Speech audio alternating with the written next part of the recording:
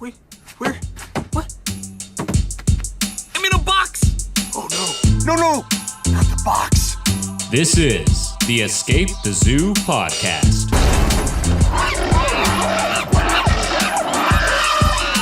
With your host, Daniel Clark. I came upon an abbreviated version of an experience that you had with a particular sperm whale that you said really drastically changed the course of your life. I'm sorry if that's an over-exaggeration, but the whole time I was listening, I just kept wanting to hear more. And I was like, I wish this wasn't the abbreviated version. So if we could kind of start off there, I think that would provide a great perspective as to the type of work that you're doing. Sure. Yeah, that's really not an exaggeration. I mean, it did pretty much change my life. And unfortunately, the non-abbreviated version is take probably about 10 or 15 minutes. And probably the more alcohol, the better the story gets. But yeah, so this was back in the year 2000, and I had been planning for about 3 years to try to go see some or find some sperm whales. And at the time, I mean, there had been people who got in the water with sperm whales, but there wasn't a lot of experience, not a lot of knowledge. And, you know, going back that far in time, it really wasn't that easy to get information as well. We had email, but it was not everybody was on email. And we certainly didn't have the internet that we have today. So you couldn't just Google it and find information. Right. So it took a lot of time, a lot of prep. And by the time I got to where I was going, I didn't really have that much information. I mean, the sum total of the information was sort of like they're big. They can swim really fast. They have big mouths. They have big teeth. They're carnivorous. And if they hit you with sonar, they might want to eat you. That was pretty much it. Right. You know, and accurate or not, that's what I had. So I was in the middle of the Pacific, about 1,000 kilometers southeast of Tokyo. It's part of Japan. And it's people I'd met several years earlier who were out there looking for they specialize in marine life, but they've been looking for, and they found a pattern among the sperm whales there. So we went out there, and I planned 2 weeks, 14 days out there to wait for them. And this is, I was working normal jobs, so this was just vacation time. And the first 12 days of that 14 days, we got hit by 4 typhoons in a row, which was pretty awful because oh my God. Yeah, 4 in a row. One of which stopped on top of us and stayed with us for, I think, 48 hours or thereabouts. And another one came, went past, decided to turn around and come back and hit us again and then go on his way. So there's nothing, I mean, we couldn't do nothing for 12 days. Remember, because the Olympics were on. And all I did was watch the Olympics. That was it. And just sit there and wait to go out. Just sit there and get really frustrated. Oh my God. Which is pretty normal, actually. Mm-hmm. But eventually got out there on the 13th day. Everything cleared. The seas were still rough, but captain, also a good friend, just by now, he just really wanted to get out there too. So we went out. Probably had 3 to 4 meter swells. It was kind of unpleasant. We spent the whole morning looking, got nothing. We were really, really far from shore. And about lunchtime, we broke and we had our bento boxes, our lunch, and went up to the top deck and was looking around and having lunch. And then I saw the fluke underneath the boat, like sticking out from the stern of the boat. Oh my God. And so I pointed down and was like, well, we're not supposed to have a fluke underneath the boat. And, dropped everything, literally dropped everything and ran downstairs, looked over the side, and there was a whale there. Wow. And the whale, was hanging out, I don't know, 7, 8, 9 meters. I mean, you could see it. The water's very clear because we're offshore. Right. I couldn't really tell exactly how deep it was, but it wasn't that deep because you could see it. And, the boat was rocking and it wasn't that easy to judge. But anyways, it stuck with us for a while. So we got ready and went into the water with 2 spotters, my wife and the captain's wife, who were there basically just, in case something happened. I mean, it was just to have more than one person in the water in case someone needed help. Right. Got into the water. The swells were pretty tough. So I indicated that I was going to try to duck dive down to get underneath the swell in the chop because you couldn't really see. Mm-hmm. So I swam forward a little bit, went down, 3-4 kicks, something like that. I was probably, I'm guessing 7-8 meters below the surface. And are you're scubaing or No, no, everything's on freediving. Oh wow. So it's probably somewhere between 7 and 10 meters below the surface, in that range, just where I can get to be, neutral, where I'm not going to straight up to the surface. And when you dive down, of course, your back goes to the subject. So I went down like this, and then when I turned back up, like here, the whale was, it was black. So the whale was here. And then all I remember at that point was like shouting some expletives basically underwater and let air, which is not a good thing to do when you're underwater. Right. So I had to make for the surface. Oh, and I went, "Pwah!" and the next instant, the whale turned on its bio sonar. It's clicking, but very loud. So at a distance of approximately, 30 centimeters or a foot or whatever it was, where this sonar came on, it hit pretty loud. It was kind of like standing in front of the speakers at a rock concert when they hit the first chord. It just went boom. Yeah, you're feeling it. Yeah, I felt it, and there was also the immediate rush of adrenaline, so that probably enhanced that kind of feeling. And then I didn't have any air or not much. So And that indication at the time was known to be like he wanted to eat. It was threatening. I've been told that. That's not what they're doing, but I've been told that because a lot of the source of information was from fishermen, people who were, had encountered them during whaling times. Right. So, it's a totally different perspective. So I made for the surface. I remember the pounding in my ears, when you're like, if you're overexerted or, you're really excited, and all I could feel is a boom, boom, boom, and the bang, bang, bang from the sonar. And this, I was going for the surface, and this thing came up right with me. So I surfaced and I gasped for air. And then right next to me, right in front of me, the submarine came up and went. Oh my God. So at this point, are you terrified or are you excited or? Yeah. I would use stronger words, but I think we're gonna just publicly. It sounds horrifying. Well, my memory isn't perfect because I was panicked, completely panicked. But this thing surfaced next to me. I was gasping for air. The swells were still big, so there's a lot of splashing. So I was swallowing water as well. And then it did something unexpected, which is what it came straight for me. Came straight for me and planted me on top of its head. And so I was there in the middle of the Pacific, 1,000 kilometers away from Tokyo. Spread eagled on top of a sperm whale that was beneath the sonar. So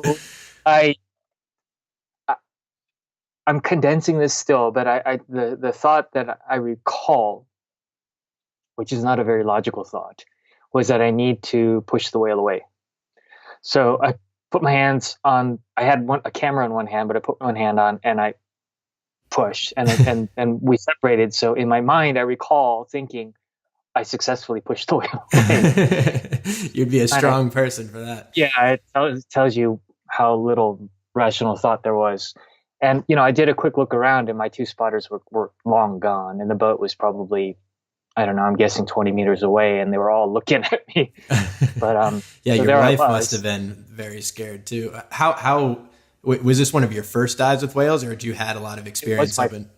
This was your single-handed first. Or singularly first. Wow.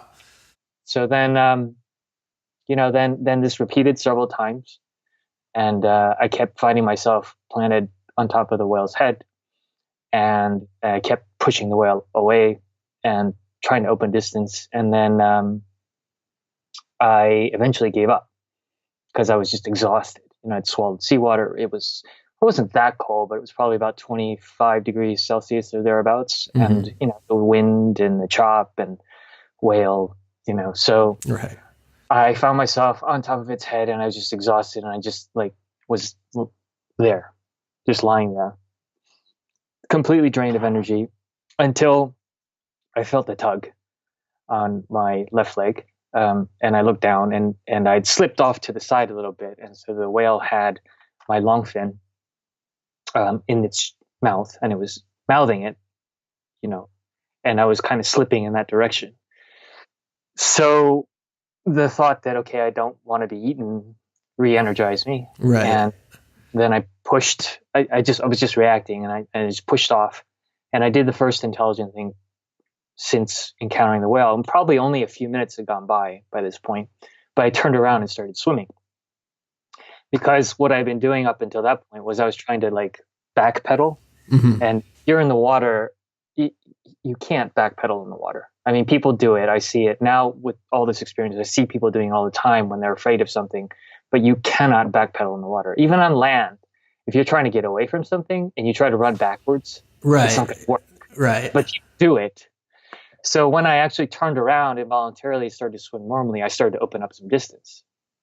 And that got me a few meters away from the whale, but it was following me. Mm-hmm. I remember thinking, okay, I'm going to die. I know I'm going to die. So, but before I die, I'm going to get the best pictures of whales, of a sperm whale ever taken. And someone's going to put a camera. Wow. So then I looked in the camera, and this was back with film. And so I only had 36 tries. And I started thinking about, light and exposure and all that stuff, and started doing calculations in my head, what should I pick as the aperture, and how much light is there, and what's the shutter speed I should use. And so you're doing all this while in the back of your head, you're thinking, I'm going to die.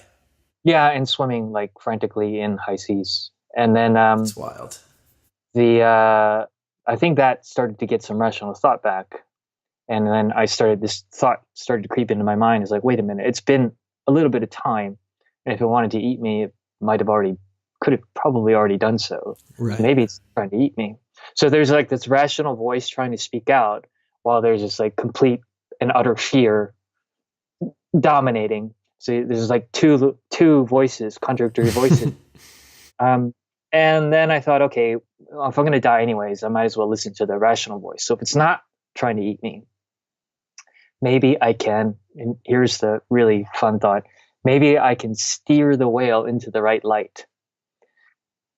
So I turned left, the whale turned left, I turned right, the whale turned right. So I thought, okay, I got to get the sun at my back and the whale in front of me. I got the exposure that I want, and so here goes. And I steered it into the right position, and then I turned around, took a photo, turned right back around, and started to swim away. I did it a couple of times, and then I realized, wait a minute, it's not eating me. So I said, okay, get it to the right place, and I swam straight toward the whale. I took a photo on the way, and then we floated past each other, and I was, not even a couple my body lengths away from the whale's eye, and we looked at each other. And, its eye followed me, and my eyes followed it, and we made eye contact for a few seconds as I floated past. And I saw no aggression, no malice, nothing of the sort that would make you scared. All I saw was a mammalian eye looking at me and saying, "What are you? Can you play? I'm really interested. I'm really curious what you are. Why are you here?" Wow. So that came across very clearly. I'm not gonna say that I wasn't afraid for the rest of the time. There was a healthy dose of, desire for self-preservation during the whole time. But I spent over 3 hours with it after that. And we got to know each other really well, and we became. I know some people will scoff at using the term friends, but I get in the water, we play, I finish a roll of film, I go back up, change, and need wait at the stern of the boat, and we're moving, because the current, so follow and always be there. I need wait until I got back to the stern, see me start to slip in the water, and then back off and give me space to come in, and then we go play again. So that's fascinating. So I've always had the understanding that, like, if you were going to jump in, it was kind of like you just had to be in the right place, right time when it's floating by. But when you're in there, they're genuinely interacting with you. It depends. So now, with the benefit of a couple decades of doing this, right, and seeing other people too, It depends on a lot of things. I mean, they are, well, let me put it this way. People in general tend to think of us and them, us humans and them animals, applying to the whole natural world. I mean, it's just natural for us. And Right. the there are good reasons why we think that, but there are some problems with that too. And part of the problem is that we don't generally attribute a high level of introspection and intelligence and feeling and inquisitiveness and all the things that, like, if I met you on the street for the first time and we greeted each other, there's a certain level of assumption that I would have about you, in terms of how you operate, how you think, how you feel. And, I'd look into your eyes, we make eye contact, and there'd be a lot of nonverbal communication going on there. Right. People don't tend to do that with animals in general. Now, if you're an animal person, like you have a pet, like you have a dog or a cat or a horse or whatever you have, you might have more of an ability to do that because you've experienced it. But when people go into the water with, say, something so alien as a whale, they tend to think of it as an object. Right. And particularly people with cameras, like an object to be pursued to get a photo of. And nowadays, especially to brag online about how I got this amazing photo. Right. What they're not thinking is, like, if I were to meet you, like, hey, is this person cool? Are we going to relate on whatever subject? Are we going to have a long lasting friendship? Or are we going to, like, not hit it off because we don't see eye to eye? There's a whole different kind of thought process going on. Right. So with what I found with a lot of animals, but particularly the more the well-developed mammalian animals, is that they have a lot of that. And if you are in touch with it, if you're in tune with it, that you can have a lot of nonverbal communication. Now, certainly at the time, back with this first well, I didn't know any of this. And it was certainly, I wasn't thinking rationally and doing what I would do now. Right. So I was kind of lucky because I found a whale, or I met a whale that overcompensated for my inability to understand. Right. And that's why the whale changed me completely, because it took many years for me to think through the events and kind of parse through the adrenaline stuff and the irrational stuff and the rational, the modicum of rational observations I was making, and figure it all out, especially, because it took more exposure to different animals as well. But you can interact. They will interact. It depends on their mood. It depends on their particular situation, what they're doing at the time. And it also depends, what most people don't get is a lot on you. Mm-hmm. If you go jumping into the water, splashing like a madman, and doing a freestyle crawl at it, that's easily interpreted as aggression or something potentially dangerous, and they'll just turn tail and go away. Right. And when you say it changed you, do you mean that from the perspective of now you knew or know going forward how to approach animals like that? Or was it just you genuinely didn't even understand that relating to an animal on that level was possible? Well, I think it's a little bit of both. I mean, if you go back in the history of relationships between humans and other animals, it's not a great relationship. And a lot of it is because we don't have the empathy or the compassion for other animals. Where one person can more easily relate to another person, it's not so easy when the other being is totally different. Even on land, it's tough. But when you talk about being in the water, where everything is completely alien, right, and it's a lot harder. So from that perspective, I think I was more attuned to wildlife or animals than probably the average person. But even then, I think it's fair to say that at the time, if somebody had told me this animal is going to check you out, think about you, try to figure out if it can relate with you, if you can become friendly, if you can have a relationship even for just a little time, if you can interact, enjoy each other's company, and then part ways in a friendly manner, I kind of think, no, not so sure about that. If but I'd be the first to tell you that is entirely possible now. And perhaps I would have learned that anyways. But having that experience and having that animal come up and kind of just present itself like that, Right. there is no way to get around it. And so I often say, and I don't think it's an exaggeration, that animal, that sperm whale, completely changed my views on life and the course of my life. That is unbelievable. And what happened throughout the course of your life that even put you into that situation in the first place, where you decided that you and your wife would go out on this boat and try and photograph whales? I mean, that's certainly not something that most people are getting the opportunity to do. So finding out the genesis of that would be really interesting. Yeah, there's no straightforward story. I mean, I guess the simplest version is that, I'm Chinese by background and have a pretty traditional upbringing. Like, I was supposed to be a doctor and, by this point in life, have a couple kids, mortgage, country club, all that stuff. And I got pretty far along the way. I mean, to the point of basically being able to apply to med school and go.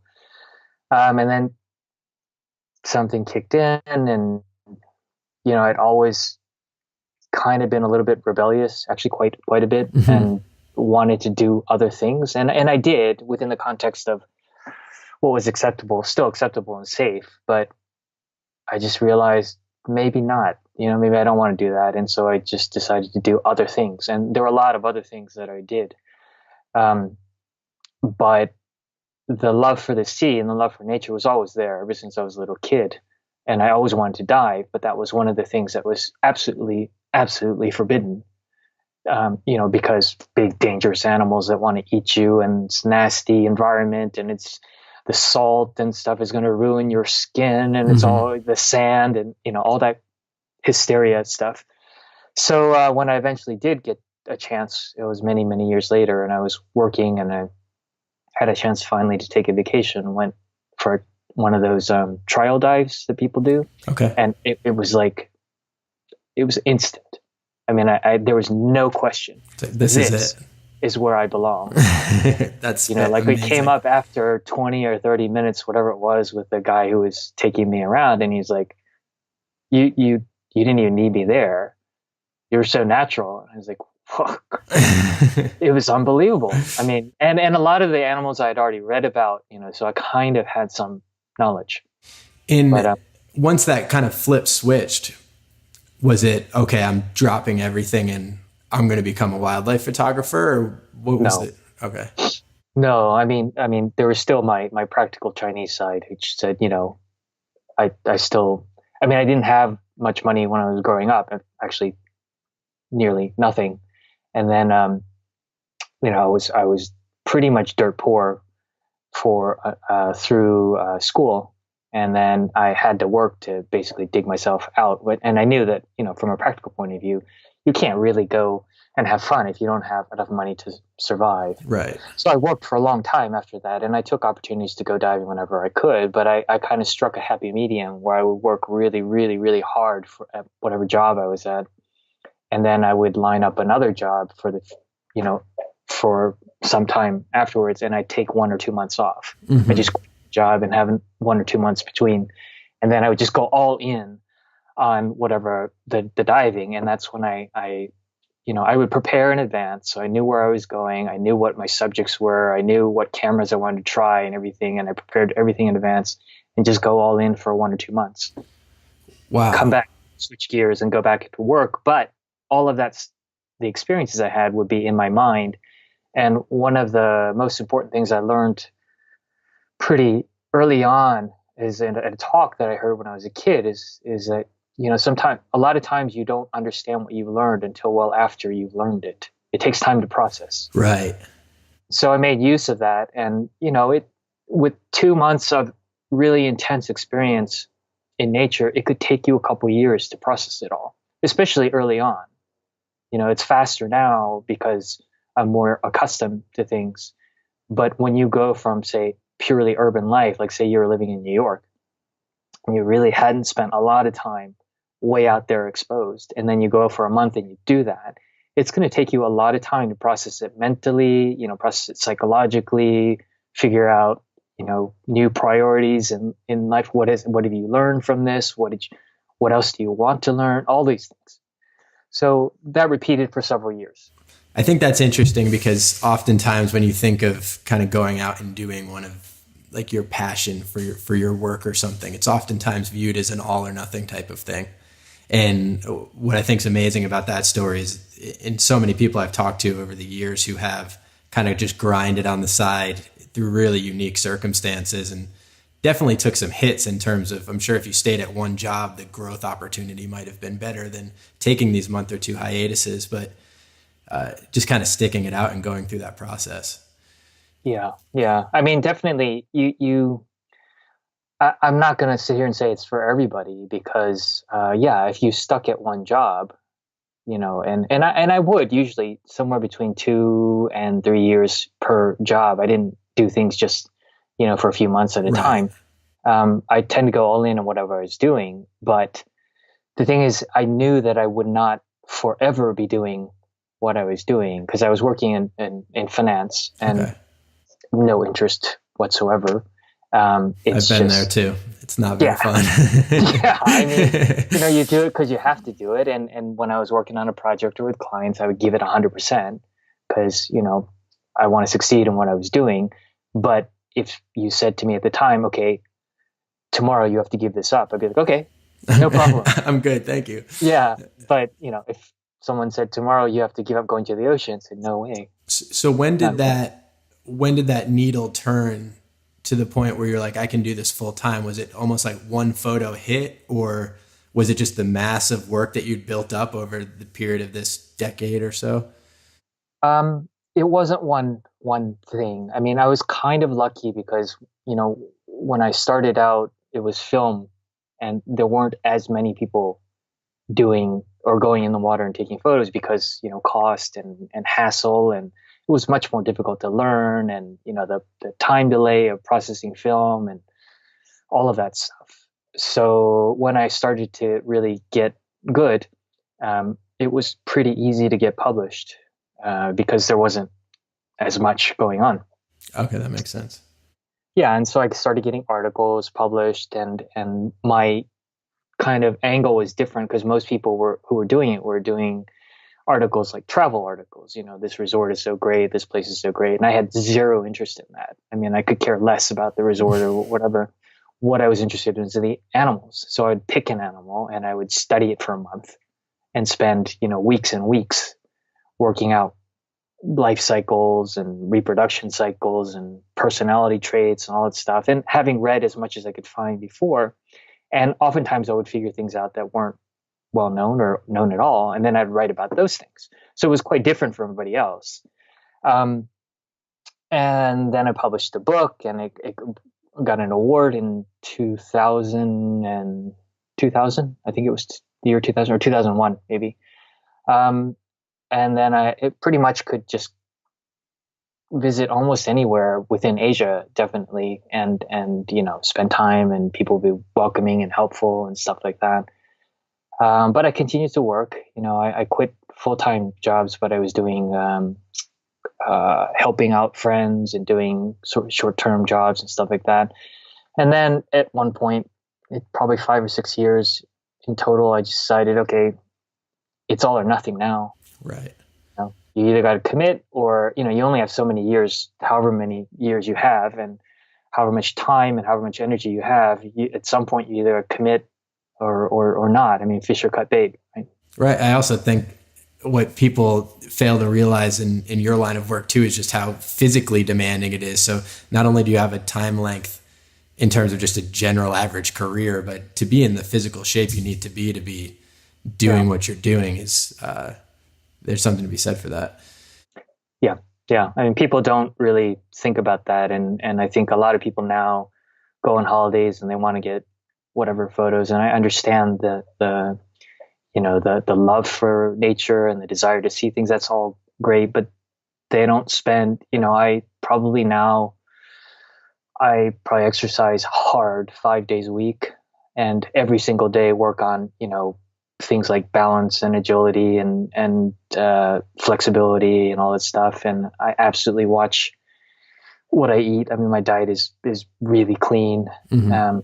Don't drink, don't smoke, all that stuff. And I remember having conversations when I was in my early 20s, late teens, early 20s at university, when everyone's kind of having fun and stuff like that. And I did totally.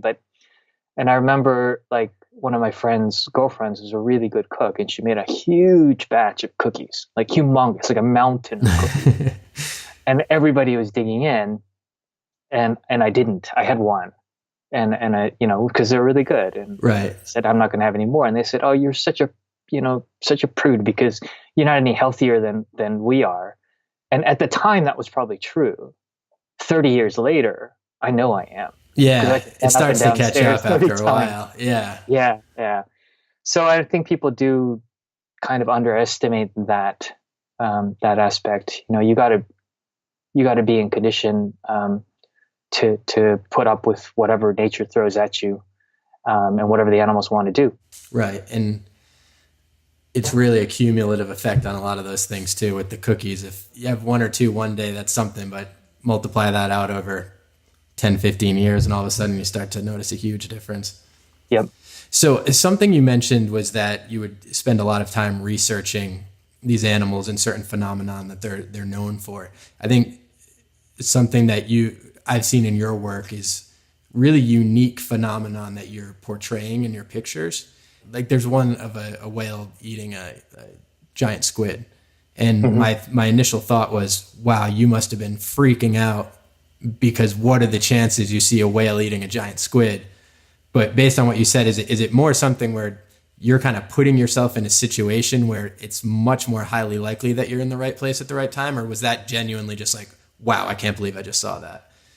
Well, in that specific situation, definitely like luck was huge. But, that saying that you make your own luck, the way I look at nature and the way I look at photography and observing animals and trying to capture the right moment is basically the only thing you can do is stack the odds in your favor of something happening. First you have to be there, but there's plenty of times where I've seen and heard where people were someplace when something was happening and they totally missed it. And the reason is usually because they weren't prepared. And I mean, you're not prepared mentally, like you don't understand that this particular animal at this particular time might behave in this way. So you don't know what you're seeing. For example, like that giant squid thing, the second that I saw it, I knew exactly what was going on. There was no question. It wasn't like, hey, what's going on? It was like, oh, it's a giant squid. I'm there. Right. I knew. Holy shit, this is happening. So I didn't have to waste whatever number of seconds or time thinking about it because you may not have that time. Right. Things happen in a split second, and if you're not ready to react, then it's over. And all you can do is, look at it in hindsight. So that's one. And the other is also, like I was just talking about earlier, is physically. Like a lot of times you need to get there. And like the giant squid thing, there was some swimming required. You need to get there. Yeah, it wasn't particularly in the grand scale of things. It wasn't like one of the hardest things I've ever had to do. But you had to realize in a split second what was going on, know that you had to get there and get there before it ended, because it could have ended very quickly as it did. And meanwhile, have the right aperture, have the right light, have the right angle, have the camera loaded. Exactly. So a lot of people now have cameras, certainly a lot more than say 20 or 30 years ago. But quite often what I see is people have these great cameras. I mean, the latest whatever, and they've not actually used them until they go to wherever they're going. And then they're totally befuddled by how do I do this? And they don't get good shots, and then they get frustrated. And I if I'm asked, I just give the simple suggestion, you should probably use that camera all the time when you're home or whatever. Take pictures of kids or dogs or plants or insects. It doesn't really matter. You got to figure out how to use it. And I do it all the time. I just completely changed up my camera system, and I'm sitting here taking all sorts of test photos of really boring things, exercise balls and little figurines and things Yeah. like that. But practice. Yeah, I was a big project I'm working on right now is a documentary about feral cats in Hawaii. And I remember when I was going there, I rented like a very fancy like camera. So I was like, this is going to be perfect. And I want to get there and make sure that the footage is absolutely stellar. And I got there and learning the camera was so overwhelming. I just ended up shooting with what I brought with me and something that I knew well. Yeah. Yeah. That's pretty normal. What would you say, I mean, with that giant squid type of thing in mind, what if there's one moment where you remembered either being in the water or on land and saying, I cannot believe I'm witnessing this right now, or I didn't even know that this was possible or that this animal did something? Is there something that comes to mind? It's probably about 1,000 things to come. Yeah. I mean, everything is incredible. People get really, or it's easy to get people's attention with, say, like a huge whale. People just pay attention. It's kind of on land equivalent, elephants or giraffes or things like people immediately kind of look at. But there's so many other things in the ocean too, or in the world, not just the ocean. I just came back from a trip waiting for calm seas in the Sea of Japan, which is known for being, difficult, and finally getting into water and finding a deep water fish, and it was doing this strange thing with I still don't know what it is. I think it's a lure. It's a big long thing that comes out of its mouth and stuff. And, I don't see any photos of that. I can't find any information on that. I'm still looking in any science books, anything so far. So, when it was doing it in front of me, I realized this is really, really special. Now, that's not going to get the same level of excitement from the average person because it's a strange deep water fish, hard to relate to compared to, big whale that's doing a breach or something like that. But still, for me, it was absolutely extraordinary. The only thing that was bad about it was, saying, oh, damn, I'm going to run out of air. I got to leave. Yeah, it is crazy how I almost feel, to your point, that the animals people tend to gravitate towards are strictly ones that you just can humanize more, where the more and more research you do into certain species, there's some mind-blowing things that, I mean, in the Hawaii thing, we were talking about the seabirds out there, the Newell shearwaters and the Hawaiian petrels, which spend their entire day at sea, basically just hovering, waiting for schools of tuna to bring flying fish that jump out of the air and then they pick them off. But right. What was beautiful about it is they spend 4 or 5 years building one burrow and they mate for life, have one chick per year, and then switch off where one animal will go and do like a day journey around the coast of Hawaii, try and catch those fish and bring them back to the chick, while the other one goes on these 7-day arcing journeys up towards Alaska, trying to find more food to bring back as well. And then, so that one chick's bringing it back every day. When that one comes back after a week, they switch places. And then one starts doing the day journey while the other does these huge loops. And then you start like, oh, wow, I never thought I could humanize a bird in the way that I humanize an elephant or a whale. And all of a sudden, since then, I've been obsessed with learning more and more about this seabird, where when I first saw it, I just shook it off like it was a seagull or something. Well, that's exactly what I'm talking about. I think most people would not take that extra bit of effort to figure out something about a seabird, for example. I just learned that. I didn't know that. But that stuff fascinates me. And you find that everywhere. I mean, in the ocean, on land, we go for hikes and mountains and just sit and stare at a patch of moss. The amount of activity in a patch of moss. I mean, I found myself sitting there staring at a patch of moss 4 hours later. And it's like, the sun's going to go down. You got to leave. Right. And the level of appreciation that changes. I mean, I went out to a point and I went out specifically because I knew these birds were coming back after their day. And if I was just out there, I'd be like, oh, wow, I'm on a beautiful coastline. I'd still appreciate it. But I'd be like, oh, wow, these birds are coming in. Where once I started thinking, wow, that thing might be coming from Alaska and it just flew 7,000 kilometers or whatever the hell it is. It was just, it really changes the lens through which you're viewing things. Absolutely. And I think that's that is the trick or the difficulty of, if you're going to be, involved with nature, is one, learning that and to appreciate it for yourself, because otherwise as you said, it's just, it's a pretty day with birds flying around versus, oh my God, those birds just went through hell to Right. bring food to their chicks, and the amount of dedication involved, and how did that behavior evolve, and how do they fit in with the other birds in the area, and what's the food competition? Why do they pick these specific food sources? Why do they end up going so far? I mean, the questions just keep coming. So from your own point of view, if someone's interested in getting to nature, this is necessary. And second is, in terms of doing this, I mean, why put yourself out there? Why go to all this effort for very little remuneration? The only reason is because you've got to love what you're doing, and also because you want other people to learn. And if you don't actually understand, and if you don't know, if you're not willing to put in the time to learn about what they're doing, then how are you going to communicate that to anybody else?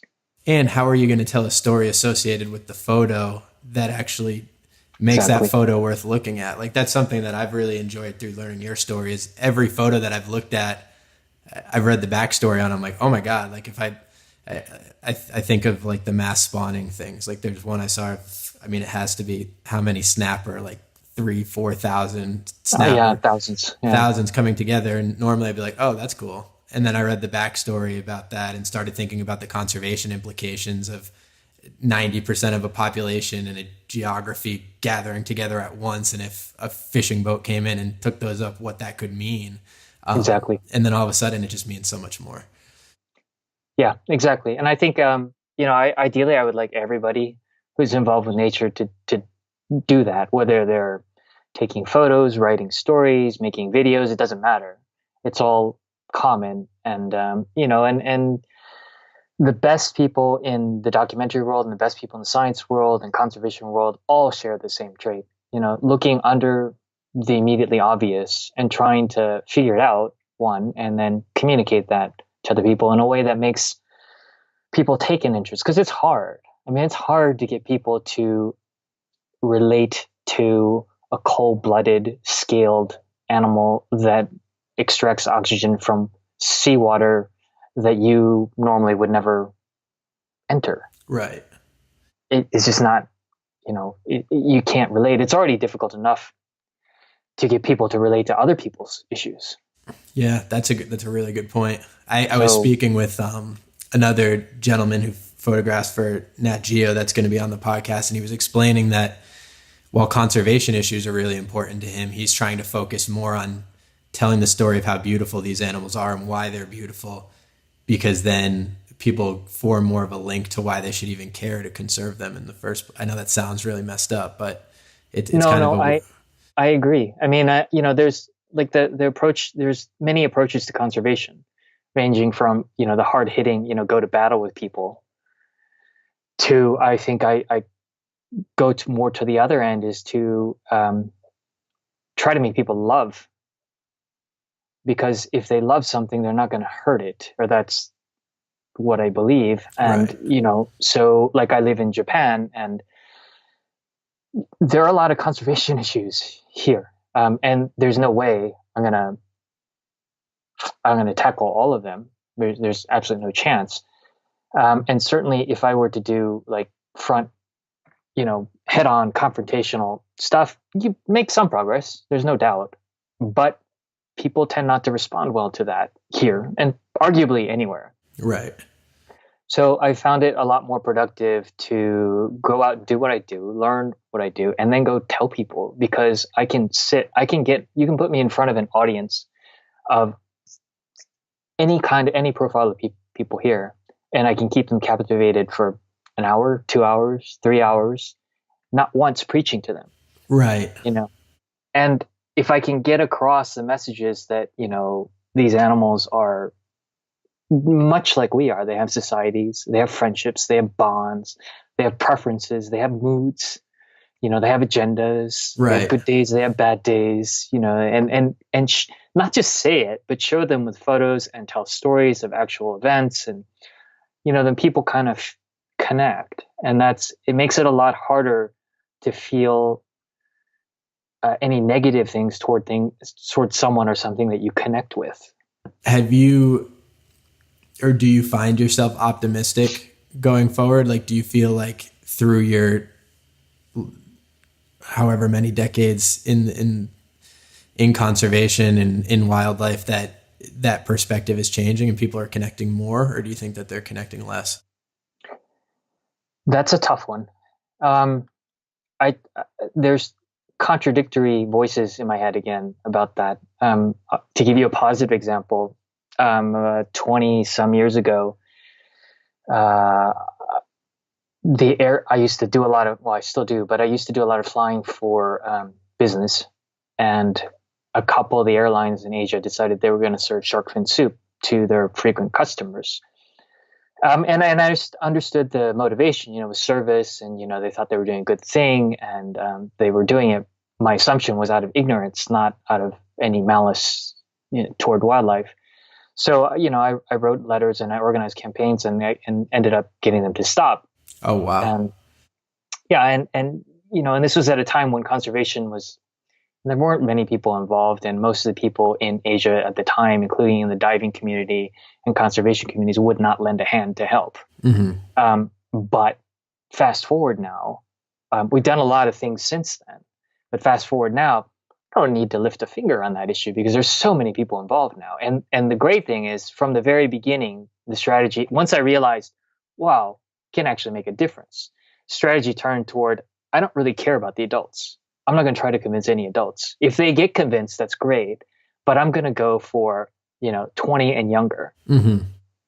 Because fast forward, those are the people who are going to be actually the consumers, or making decisions, or telling other people what to do. And I'm going to try to concentrate on people who are relatively wealthy, not because of any discrimination or anything like that, but because those are the ones that dictate the consumption patterns, the social trends, what's acceptable, what's not. People want to emulate the people that they perceive to be at the top. So if you change the top behavior at the top, then you can have a disproportionate effect on everybody else. Right. That's a great point. So, that's worked. And I'm definitely not claiming to be the only person involved in that, but I definitely kickstarted it in Southeast Asia, and I see the results. And so that's really positive. When you think of the shark fin, it's amazing to think of how ahead of the curve you are, because now that's almost like common ground. Like everybody knows the effects of that. Yeah. How did you know? Because every fish, people eat fish. How did you know sharks in particular were so vulnerable to not wanting to be served as a food item? Could you see it when you were diving, or you just kind of had it was common knowledge, or? No, it wasn't common knowledge, but it was just, the reading about them and understanding. When it's not that difficult to figure out. If you know that they have very low reproduction rates, they take a long time to mature, like humans, for example. So if you were to start to use a really gross analogy, if you were just to start cutting off people's limbs and serving them in soup and killing them in the process, people wouldn't last very long because we can't reproduce. Our biological reproduction strategy is not geared toward mass, quick reproduction. Okay, that makes a lot of sense. So it's just common sense once you know the pieces, right? But people didn't know the pieces. Whereas like a tilapia or something that would normally be served in a fish stew is something that has a lot of offspring on a year. Right. If you've got broadcast spawners that broadcast spawn every month, that's a totally different proposition than, something that might take 10, 20, 30 years to have a few spawn. Right. Okay. It's very different. So that's okay. So that's kind of a positive example. It's all going the right way, and now there are, big name stars who are pitching in, which is fantastic because you need the big, publicity, the publicity from the famous people. That all helps. Right.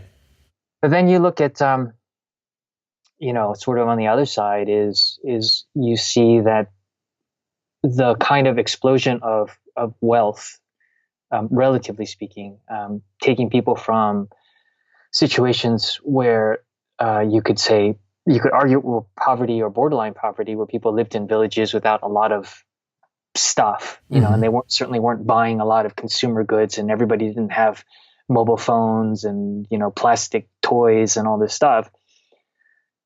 That's happened, at least in the areas that I've traveled in the past 20 or 30 years. You've gone from largely slightly overstating the case, but largely village-based societies with traditional everything. Bags were made of woven materials versus bags made out of plastics. Right. You know, um, so now we have this huge influx of people into a higher income bracket, which in many ways is very good. It improves health, improves education, quality of life. That's all great. But what we haven't, the other side of that we haven't really come to grips with is that, okay, now you've introduced all these consumers who are behaving in the same way because it's happened in such a short time as they did, earlier in their lives. We're not even talking about cross generations. We're talking within one generation. Right. So, for example, what was completely acceptable, you've got bags made of woven stuff, just throw them into the ocean. Completely acceptable. Now you've got people with plastic bags doing the same thing, but not understanding the difference. Right. We haven't done a good job explaining the difference. And that is accelerated at such a pace that it's just mind blowing. I mean, even I can remember 10 years, 15 years ago going to the oceans where there was more plastic garbage than there was marine life. People are starting now to catch on to it, but 10 years ago? More than 10 years ago. Wow. It's so the process is so far along. It's unbelievable. And people don't get out into the middle of the ocean to see this stuff. You don't see it, and people were not listening, and people don't like it. When someone like me hammers away at this, people just tune out. Right. And even now people tune out, like on Facebook and stuff, I'll post a pretty photo of a whale and, oh my God, the likes and the comments and all that stuff. And then I'll post a photo of the trash. Nobody. Right. So anybody listening now, do not turn off this podcast right now. But, it's just the way people are. Or I'll give you another example. A lot of people go diving now, a lot more than before, right? And so they get out to all these places and you see all these pretty photos and these great stories. I guarantee you, every one of those people sees enough trash for many, many landfills. They don't post any photos about that. They don't say anything about it. And it's all completely censored from all the media, diving industry media. No one will talk about it. I think even taking that a step further, and this is definitely going off on a little tangent, but even besides trash, like even the fact that nobody ever posts anything besides the fact that they're really happy when they're vlogging or they're like super stoked when things are going on, I think it really isolates the average person who doesn't understand that that's like a very filtered version of the life that person's living. And when you do that on a global scale, when it comes to plastics and carbon emissions and stuff in the same way that you do to your travel vlog, the implications are huge. Yes. Well, I think it's the internet has amplified that effect. I mean, it was already there before. Like, let's say you had no internet and people were still, I don't know if you remember this one. We used to have to read paper magazines that came, 3 months late or whatever. Even then, there was no way they were going to talk about this. Right. And it's really bad because the same people who claim to be, environmentally aware and care about the world and all that stuff are the same people who filter their own, what they do, what they say, and also what they read or what they'll talk about, and that's not everybody. I mean, it's not fair to tag everybody. Certainly know people who are trying to say the right thing and do the right thing. But it's amazing the self-filtering, the self-regulating behavior people have to try to put blinders on whenever there's anything that's not in the perfect little world. And do you think the approach to helping to solve something like that, if it is solvable, is it kind of what we were talking about, which is helping people to connect more so? Or is there an approach that culturally we just need to start talking more openly about things that aren't super positive? I don't know. Do you have a sense of like a way that you're trying to spin your message that helps to change that and maybe get the same amount of likes on some of the more sadder things? I wish I had an answer for that. I don't. I mean, I tend, at this point in life, I tend not to do as much of the negative stuff. I do have friends who are, and I support them, and they have very strong messages, which I think are, I'm 100% behind. Like there's this project now that I give a shout out to. It's called Photographers Against Wildlife Crime.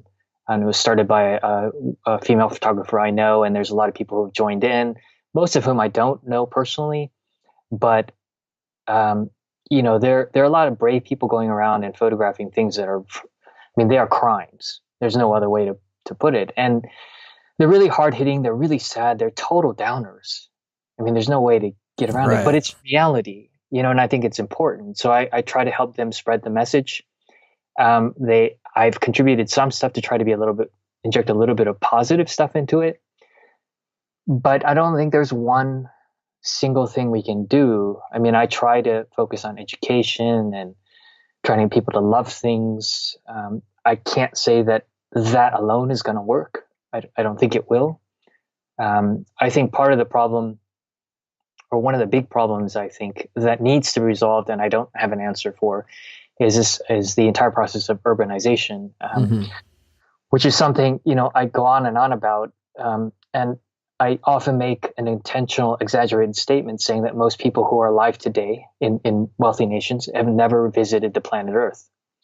And, obviously that's an exaggeration. But yeah, but it's real to a certain degree too. Yeah, what I'm trying to get across is that, if you're born in an urban environment and raised in one, and your idea of nature is a zoo or a park, then you really haven't experienced the world.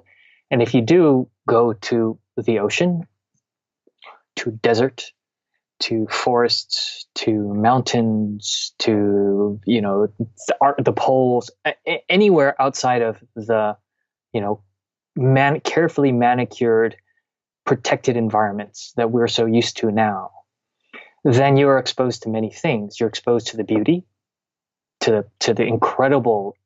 If you've been into the Arctic and seen the incredible expanse of beauty, you realize you're a small place. I mean, there's no way you can get that if you're in the middle of a city, Hong Kong or Tokyo or New York. It doesn't matter. You cannot get that. But you also get exposed to things that might make you think, like being in the middle of this pristine, what you think is a pristine area, and finding, soda cans and plastic bags and all sorts of junk floating around, or in the, and then you go, wait a second, most people should say, wait a second, what is this doing here in the middle of nowhere? Yeah, how did it get here? I've had that realization way too many scary or just sad times. But I also think what people don't recognize is how therapeutic it is too. When you think of, the human species in general, and how we've never evolved in time to understand how to mentally deal with the duress, or just the understanding and the social structure of living amongst millions of people in one place. I live in Los Angeles, and there's times where I can feel myself just feeling anxious, and I have no idea why, and I'm not an anxious person whatsoever. And then I go out to Joshua Tree, or I go out to Yosemite, or I go over to Yellowstone, or even just down the street and do a hike or something. You're like, oh my God, like this feels way more. It's weird how the natural world has almost become unnatural to the vast majority of people. That I think is part of if I were to point to one thing, I'd say that's the big thing, because you cannot care about something you don't know about. I mean, it's kind of like if a Martian were to come over to me and visit and say, you really need to care about the environment on Mars, I'd probably agree intellectually, but I have no idea what that means. Right. That's a really cool idea or thought. Well, people say it, and people will repeat the mantra because it's cool to do so. But how many people actually understand what it means to want to minimize or not to not damage the environment? What does it mean? How much effort is it for you not to use so many plastic bags versus the damage that you cause when you use the plastic bags, or any other number of examples? I'm picking on plastics because it's a very obvious one. Yeah, I think plastics too. Plastics is something where I think as a conservation issue, it is something that's more readily tackleable for the reasons that we've talked about before, in the sense that you can have kind of a joint. There can be the depressing message where you see these birds that have eaten plastic and died, but there's also the positive message where it's very easy to understand how on an individual level I can stop using plastics. Yeah. Whereas like when you talk about the wildlife crime photographers, when I see somebody who's poached a tiger and made a rug out of it, I am deeply upset, but I don't know what the hell I can do to fix that. And It's a lot tougher. I think that's almost why people turn off in those types of situations, is because it's depressing and seems inactionable. And a lot of what I'm trying to do with this type of work is make it a little more actionable. But with plastic specifically, like, it's very actionable. And it is. And I think that's what's so encouraging about it, I would say. But from your perspective, as somebody who's been inside these oceans for 10, 20, 30 years, how tangible of a difference are you seeing? And do you think a world where we have significantly less species is on the forefront, or is that something where it's Oh no, I overplayed think that's history. We're already there. I mean, most people look at animals like, the recognizable ones. People probably agree that elephants are in trouble, for example, or tigers, various species of tigers are in trouble. That's probably not terribly controversial, but people generally are not looking at amphibians and insects, and small birds and funguses and, all the little things that are so, so important to making it all work together. There's a mass die-off of amphibians all around the world. Huge. There's a mass die-off of insects all around the world. You've read these articles recently that come out about the windshield effect. Have you heard of this? I haven't, no. Okay, so it's a very simple thing, and it's something I think everyone should think about because the implications are so enormous. 30 years ago, if I were driving down a highway anywhere, you'd end up, by the end of, say you drove for an hour, you'd end up with your windshield covered with bugs because you'd splat them. They'd hit, it's inevitable. Now, none. That's anywhere in the world. That is so true. That is a mind-blowing So just Google it because a lot of people have written a lot about this. And I think there's might even be a book about it. And, it's something where you hear it and you go, wait a second. But if you don't hear it, you don't think about it. And the implications of that are enormous because insects, although they can be, mosquitoes are annoying, flies are annoying, they're all annoying and stuff, but they serve such an important purpose. They're pollinators, they're definitely food sources for birds and insects and all sorts of stuff. And they basically form the foundation of our ecosystems, and you remove that and the collapses are all over the place. And this is not something we're going to fix. It's done. It's past.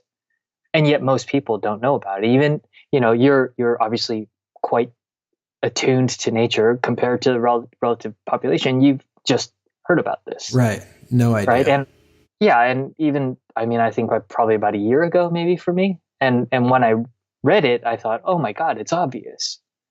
But I hadn't really thought about it until then. And, the things that I've seen in the ocean that are obvious to me, if I were to say them, most people would not have thought about them as well because they're not seeing them. And this is all part of the, not having lived on the planet. I imagine that people who are out in the country probably realize this more quickly than people who are, if you're in Los Angeles all the time, you're not going to see this. True. And I think to kind of spin it in a more optimistic way, even though it does seem to get harder and harder every day. One thing I have realized is I had a friend who was clearing out a lot in Western Massachusetts because he was going to put up a couple houses over there. And he would take like this big backhoe and clean it out. And it was amazing to see over the course of 2 weeks how resilient nature is in coming back. Mm-hmm. And that's an image in my head that I always kind of keep as a hope. But do you think it is solvable to a certain degree if like enough people, I know that's like a very broad question, but like, do you feel defeatist or do you have like a level of optimism? I think it's both. On a global scale, it's just so overwhelming. I don't even know how to process it. On a local scale, I feel like I should do everything that I can within my sphere of influence to ensure that the damage is minimal or prevented if possible. And particularly investing in, again, people who are younger, and because the effect is going to be longer with them. I've just started a project with a publisher here in Japan and having stuff published in Japanese, and it's clearly going to be geared toward people who are younger. And hopefully that's going to spin off into a series of talks for kids. I did some talks last year for kids who were wonderful. It was absolutely wonderful, because it's probably true everywhere, but the school systems here, they just don't, they don't teach kids things that I think are really important, besides the obvious. You have to be able to write well and arithmetic. And all. I think that's super important. But beyond that, you need to understand the world, your place in the world. You need to have curiosity. You need to have hope. You need to understand that you can do something. And especially if a lot of yous get together, you can achieve something. That's not taught, and or at least not systematically. Right. And the great reaction you have from getting a bunch of kids together, and you sit there and talk and tell them some of these stories, and of course some funny stories. You throw in a few poop stories, and kids are your friends for life, right? Yeah. Oh, I mean, I remember going being in elementary school. I do not remember one thing I learned from grades 1 till 5, except for learning about the canopies and the rainforest. Literally, it's so bizarre how I have one memory from all of that. And I think it's really telling in the fact that, like, when I was a kid, all I cared about was playing Pokemon. And until I realized, oh my God, the world is full of actual Pokemon, but nobody views it in the same way. Like, go out and look at those. And having kids live in a world where real Pokemon don't exist is a really sad thought. But I mean, it's a weird reality that we have to start addressing. Yeah. But I would like to kind of swing it on a little more positive note as we continue here. And I've always had dreams of swimming with humpbacks and swimming with sperm whales, but something about getting in the water with an orca whale sounds almost like you're asking for it, but they've never even attacked a human in the wild from what I know. But I'd just be interested to hear more about that experience. Sure. So yeah, in a word, it was pretty awesome. I think the best place to start. So it wasn't a planned trip. Like I told you, I researched things a lot, and and I knew about the orcas up in Norway, but I never really had intended to go. One, there were a lot of people going, and two, it's pretty cold. So I kind of figured, there's so many things in life to do that was not on the list. I got a message from a friend that I worked with on a project before who had spent time, I think 3 or 4 months, she said, on a boat with a captain who wanted to go and see the orcas. And he lived in Norway, and he wanted someone to photograph them because he has a camera, but he's not a photographer. And said I would be the only one on the boat photographing. So I thought, okay, that sounds okay. Yeah, that sounds amazing. Yeah, we talked by Skype. He sounded very reasonable, and we kind of hit it off, and so I ended up there, having done very little homework. I only did enough homework to understand one thing, is that people have been trying to photograph them for quite some time, and everyone had been using dry suits, which made sense because the water is 2 degrees Celsius or thereabouts, and the air temperature is cold. And I looked at the photos that I could find, and I realized that they were all kind of from the same perspective, which is floating from the surface. Right. So I made one decision in conjunction with the captain, is that we would go in with wetsuits, which is, for someone who hadn't been in water colder than, about 20 degrees Celsius, that was a huge decision to make. Yeah. But we went up there, and it was cold. And the result of that cold is I didn't want to get in. I didn't want to suit up unless it was absolutely clear to me that there was a reason to do that. I wasn't just going to get in willy-nilly. There were other boats around, and so I spent I think 4 days watching orcas and watching their behavior and watching what they did and watching the other boats and kind of processing everything. So I was trying to make up for the fact that I hadn't done my homework by doing my homework there. And you could get a good sense of behavior just from above the surface too? Well, I'm lucky in that I spent a lot of time with cetaceans and other animals. Right. And there are many things that, obviously every species is going to be different, but there are many things in common.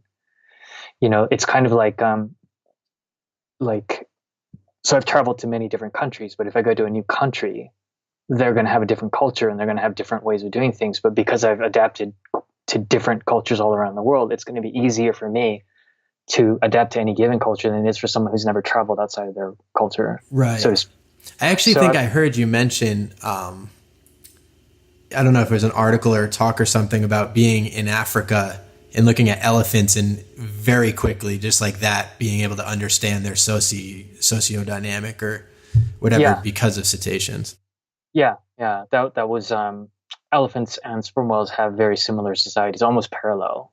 So I didn't know that before I saw them, but when I saw the elephants, everything just clicked immediately because the social evolution, the parallel social evolution is so close that you could, a little bit to oversimplify, say they're exactly the same. Really? In sperm whales specifically, not just whales in general? Sperm whales, sperm whales I've spent a lot of time with, but sperm whales and elephants specifically. I mean, there's others too, like orcas also are very similar in that respect, but they're a little bit harder or I haven't spent as much time with them too. But anyways, to go back to the orcas, I spent 4 days watching them. And then by the time I actually had we came upon one situation where I thought, okay, this is going to be worthwhile.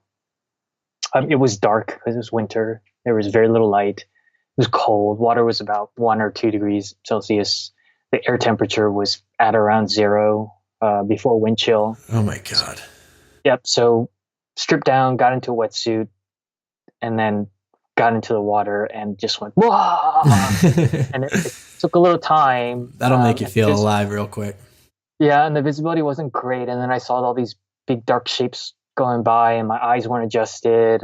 And it was, it was just a little bit unsettling for a while. But my rational mind had, I knew that these particular orcas are fish eaters. They're not mammalian eaters. So they were unlikely to do anything that would be construed as aggressive.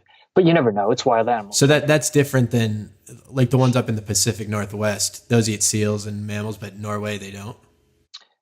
No, there are different groups in the Pacific Northwest. So some are fish and some are mammals. Oh, interesting. It depends. So they have different cultures. It's starting to become accepted to use the term culture with animals, which I think is a great thing. It's been prohibited too long. But so certain groups of orcas have, all the groups of orcas have their own preferred ways of behaving, communicating, preferred areas and preferred foods. That's not to say that they can't stray, but they have preferences for, and it's, again, I'll draw parallels to human societies. One community may be largely vegetarian, another community may thrive just on hamburgers. Right. But that's fascinating. It is crazy how you almost downgrade your expectation of kind of similar. You would never think that, but it just seems so natural. Like obviously they do. They live in completely different areas of the world. Well, that's again, that goes back to one of the first things we talked about is like people look at animals as animals, like they're so limited in their facets, but they are as nuanced, or they can be as nuanced as we are, especially when you're talking about mammals with complex societies. They identify with each other to an individual basis. It's very clear they have friends or not friends. It's very clear they have power relationships and power dynamics. It's very clear they have abusive relationships. It's very clear they have they are helpful to one another. Everything that we have. You can find signs of it, and the only reason we haven't noticed up until now is because we're not looking hard enough, or it's too difficult to look, or we refuse to see, or some combination thereof. But so got in, and then it took a little while, and then we started to realize that the ones that were coming closer were probably male because they were bigger, and then I got to a place where I could see them a little bit better, and then I realized, I was right. The females and the little ones were keeping their distance, which made sense. And the males were coming closer. And then other people came and they kind of interrupted the whole flow and they charged in and did exactly what I was saying, is they splashing around and making a racket. And, the orcas were just like, free of this. Oh, that must be frustrating. Oh, it's totally, but it happens a lot. And then I saw two of the males take off. So I swam 150 meters, turned a corner. There was a cove, and the two males were in there working with some fish. So I went in and did my thing. I behaved like I thought that they might want me to behave. And one of them left, but another one stayed and then came closer and closer. And we did a few passes. And it took about 10, maybe 15 minutes. And then we're basically swimming together within touching distance, which is too close to take a photo. Yeah. So I had to actually back off or try to get the That's amazing. back off. And after that, it paid off. It definitely paid off watching them and learning their behavior. And I got to know them reasonably well. I mean, you can never be 100% sure. But as I said before, you stack the odds in your favor by observing. Right. And kind of trying to understand how they prefer to interact or not. Yeah. And that allowed me to get some interesting and I think unique photos from different perspectives that people hadn't gotten before, just by listening to what they were saying, essentially. Yeah, and not trying to impose your own will, but or like hoping you can get one shot, but just being a part of what's going on. Yeah, yeah. I mean, I often describe myself as, I think it's a little bit misleading to say that you're a photographer per se, or I don't like to say that I'm a photographer. I mean, it's the easiest thing to say because photographer, there's a connotation like you have a camera, you're behind the camera, and you're taking a photo, and yeah, that's correct to some extent. But I like to tell people two things. One, I'm a photo naturalist, which is a term that I kind of came up with just to say, look, I'm trying to the biggest thing on my list of priorities is to understand the behavior, like any naturalist would. And I just happen to use a camera, as opposed to like sketching and writing notes and stuff like that. It's just easier for me to use a camera. But what I'm trying to do, the objective is to not to capture what they're doing, but to translate what they're doing. What I'm trying to do is translate what they're saying, what they want to communicate, what they're communicating to each other or to you, and translate it in a way through an image or series of images that you can understand. Right. So I'm an interpreter, not a, people have a harder time maybe understanding that, but that's how I view my role. Well, I also think that's probably how you're able to capture images that other people aren't able to, because if you don't go in with that expectation, not only are you not likely to get the opportunity to film as many because they're just going to swim away from you, but they're not being natural. They're not doing things that they would normally be doing. They're not even showing off for you or something like that, that if you do get a shot, it's going to be very generic. Right. And that is that's the thing that, the one thing that whoever's going to watch or listen, if I can communicate, is like, if you're going to do this, your will is unimportant. It just has no place. I mean, you go visit whatever you're visiting, and if those animals or animals wish to do something for you, they will. And then you need to be mentally prepared and physically prepared to capture that and interpret that for a human audience. If they don't wish to do whatever you want them to do, well, it is what it is. It is what it is. And you just gotta say, okay, maybe next time, or maybe not, whatever. What the hell, orca? Like, come on.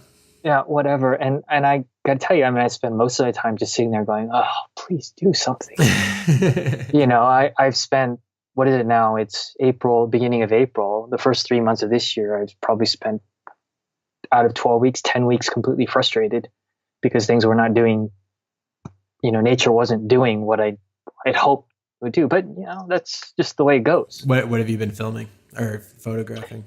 Well, I've been trying to capture some fish behavior that, in a way that hasn't been done before. And first time I saw it was last year. I got some decent shots, but a lot of times you don't know what you want to capture until you actually see it. And then you realize, and because there's no examples of it. So you see it and you go, oh, wait a minute, I've never heard of this. And you go research it and it doesn't exist. So you got to think of how you want to interpret that behavior. And then I show up and I wait for a month and it doesn't happen. Right. So what do? I just sit there and, enjoy time with friends, make new friends, have good food, and then say, okay, I'll see you again next year. So, Hopefully. so do most, that's an interesting thing is with your job, when you're like, okay, I'm going to go do this for 12 weeks.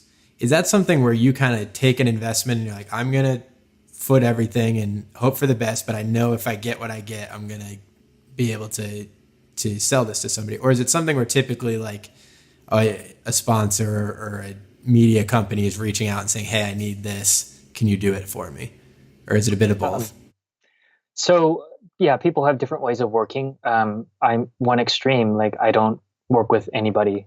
Basically, I do what I do because I want to do it.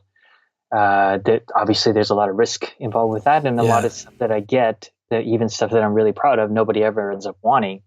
But to me, that's not my problem. That's the problem with the world. That's bad. I mean, like, well, there's is. like, there's like I'll give you one solid example. Is one, I gave a talk in Osaka in 2012, I think, and as is the case in Japan, people come and then you go out drinking, and get trashed, and have a good time. Right. So this guy came up to me and started showing me this video on his iPhone of these little sharks mating, these bamboo sharks, and it wasn't something I was necessarily interested in. I saw it, and if I see something that I don't know, even if I'm not terribly interested, if it's about animals, especially ocean, I will jot something down. And then later on, when I get back and I'm sitting at my computer and procrastinating, I will just Google, and usually it's just like, oh, that's what that is. And then you move on. Right. But then I saw that, wait a second, nobody in the world has ever seen these mate except this guy. Except that guy, yeah. And I started researching, and I could only find one set of academic papers which were clearly wrong in the timing, because I could reconfirm the timing with the person I had met. Oh, wow. Then, so I decided, okay, I really need to do something here. And it took a couple years, custom designing equipment. One time I was supposed to go, but then I couldn't go because I got, someone invited me to Tahiti on his yacht. So, okay. Yeah, that sounds nice. I'll take that. Yeah, that was wonderful. And there's a specific timing for it. So if you miss it, then that's that. But then we went down there and succeeded. And I just thought, these are fantastic images. They're white-spotted bamboo sharks. No one in the world has ever seen them mating before. This guy, who ran a dive shop, has discovered it, and it should be big news. And I sent it to shark scientists, and I sent it to photo contests. And you know what? Collectively from around the world, no one cares. I just think it's amazing. And what's more amazing is that event on the way back, I had a stopover someplace, and I sat there and I compared his video to my photos, and I realized, wait a minute, it's the same male. 2 years apart, same male, 3 years apart. It was the same male. The photo that he showed you was the same animal. Yeah. So then I thought, wait a second, female's different, same male. And I thought, wait a second, maybe we have territoriality. So then I sent off to shark scientists, and I'm just like, oh God, it's so easy. It's just like this 1 month a year, you plant somebody here, and these sharks they're not like free swimming. They sit on, can actually just come up to them. And so you could just photograph their patterns, and you can ID them, and then you can figure out if there's territoriality if you do this for, 5-6 years. No one's interested. No budget, no nothing, I mean, but to me, it's still one of the best experiences I've ever had because of the photographing the thing. There was a lot of, there's a huge technical requirement, and I had to like rethink equipment and change brands and build stuff. So all of that was involved. And then I ended up becoming really good friends with them, and we're really good friends. Now I've visited them a couple more times. They've had me do talks for schools and for their communities. Just fantastic things. That's amazing. Yeah. But, nobody cares about the photos. It's hard to believe, but no, it's not. It happens a lot. I mean, like the deep sea fish I told you about right now. I mean, I think it's amazing, but I just came back from there. I think it's absolutely fantastic and absolutely amazing. No one that I can find has any information about what this fish is like or does. I do know that do they know what it is? Yeah, I do know that people in northern Japan eat them, and that the eggs are toxic. Oh. But beyond that, nothing. But I don't think anybody will ever care or very few people will. Maybe I'll find one person who eventually does. Yeah, because I was thinking back to our conversation earlier about kind of the world and getting people to appreciate animals, especially those that live in urban areas, or just in general because they don't experience what you experience on a day-to-day basis. One thing I do find encouraging is the fact that a lot of this equipment, there's the one side of it where everybody's taking photos and they might be doing it in the wrong way, but there's the other side of it too, which we're now being able to document the beauty of nature in a way that we never could before. And my hope is that if making that is much easier and also done in a more high quality way, then hopefully there's just more out there for people to grasp onto. Well, I think like everything, there's two sides to it. I mean, you're definitely right. There's a lot more options and ways and technology available, and I'm sure that will continue to the tools we have at our disposal are going to expand. And there's a lot of things that I can think about now that I couldn't 20 years ago. Right. So that's definitely good, and you can see the results of that in things like the Blue Planet 2 and the BBC and other nature programs. They're amazing. They're absolutely spectacular. Unbelievable. Yeah. The flip side of that, which I didn't really think about it until I read about it, is that for people who live in cities, for people who are not out in nature, it can give the false impression that everything is just A-okay, just fine, because you see all this spectacular wildlife and you see all these incredible images, whether they're still images or moving images, and then you go away feeling really good, like, oh, the world's beautiful, it's great, it's fantastic, there's so many animals out there, and you totally miss the point. That's Right. not the intention of people making the programs, but it's very easily the result. It is something that not that I take issue with, but it was a big inspiration for me in starting this stuff, is that I'm a big believer in positive messaging, because a lot of times I do think negativity just gets you to kind of just turn away, like we were talking about before. But Yeah. I think a lot of traditional wildlife media, because that's true and most people only look at the positive stuff, when you look something at like Planet Earth, they have the platform to be able to tell a conservation story in a very important way. And I do think that is one area that, I mean, it's amazing. I'm not knocking it, but it falls short a little bit. I mean, even Planet Earth 2, the last episode was about animals in urban environments and how amazing they are at becoming adapted to it. It's like, yeah, but let's talk about the fact that like your camera crews were probably out in the most remote areas of the world for months on end to get this footage because there's so little of it out there. Again, it's not a knock because it's an amazing thing, but I thought it was certainly lacking from that perspective to a certain degree.